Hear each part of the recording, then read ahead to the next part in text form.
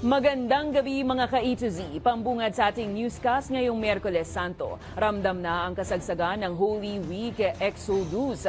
Nariyan ang balitang A to Z team para bantayan ang mga pantalan at mga pangunahing terminal para bigyan tayo ng latest update sa libo-libong pasaherong magsisiuwian sa kani-kanilang mga probinsya. Umpisatahan natin mga ka-A to Z para sa mga bibiyahe pa North Luzon. May balitang A to Z mula sa terminal ng bus sa Cubao, Quezon City, si Kim Salinas. Kim, kung pupunta ako dyan mamaya para bumiyahe papuntang Pangasinan, meron pa ba akong mabibiling ticket? Yes, Barbie, meron ka pang mabibiling ticket pero asahan mo ang mas mahabang pila. Alam mo Barbie, taon-taon talagang itong Miyerkules Santo nararanasan ang kasagsagan ng Holy Week Exodus. Maayos pa naman ang sitwasyon pero dahil nga sa dami ng tao, ilang pasahero na ang nagrereklamo dahil sa matinding init at wala nang maupuan. Ito, medyo matagal na. Parang wala lang man lang upuan. Hirap ako tumayo ng matagal. Yan ang reklamo ng isang senior citizen na first time na magbabakasyon sa Isabela.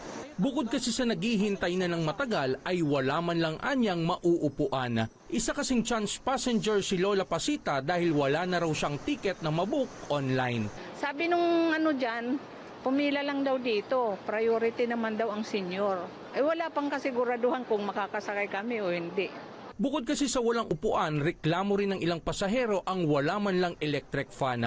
Lalo na kaninang katirikan ng araw na tanging isang tent lamang ang nagsisilbi nilang panangga sa sikat ng araw. Ang init nga sir.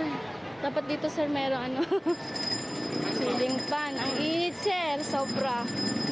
Nakakahilo po yung sobrang init, naghihintay po ng katagal-tagal. Dahil sa tindi ng init, isang biyahero ang nakaranas ng pamamanhid ng kanyang mukha. Pagkantay namin dito, mainit. Mainit talaga eh. Hindi kasi nagpunta ako doon kanina kasi nga yung kuwang ko nagkukan. Medyo mataas yung dugo ko, 140/90. Kaya minomonitor nila ako. Nakainom naman siya agad ng gamot at inasistihan naman ng medical team ng Red Cross at binantayan para i-monitor ang kanyang kalagayan. Inaasahan naman ng pamunuan ng 5-star bus company na darami pa ang mga pasahero. Ngayon kasi, nasa 5 hanggang 8,000 na ito.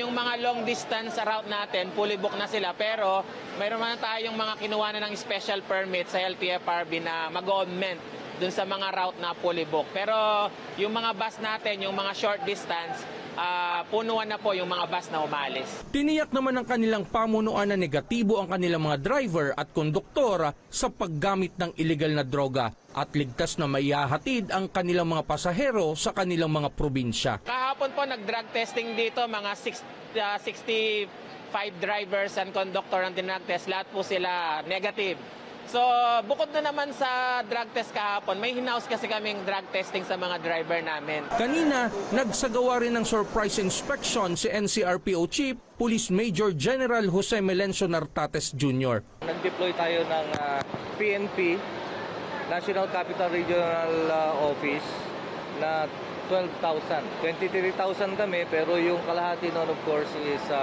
doing their normal police duties sa kalsada.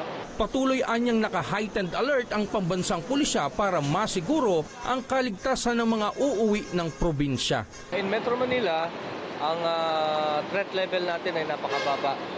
Okay, so wala tayong nakikitang big threat or magpapagulo ng ating komunidad. And we are deploying ang pinakamataas na level ng security dito. Barbie, inaasahan na magpapatuloy pa ang dagsa ng mga biyahero hanggang Huwebes Santo. Tiniyak naman ng PNP na mananatili silang naka-heightened alert hanggang sa pagbabalik Maynila ng mga biyahero sa Pasko ng Pagkabuhay sa Linggo. Barbie? Ingat sila dyan. Maraming salamat sa iyong team, Kim Salinas.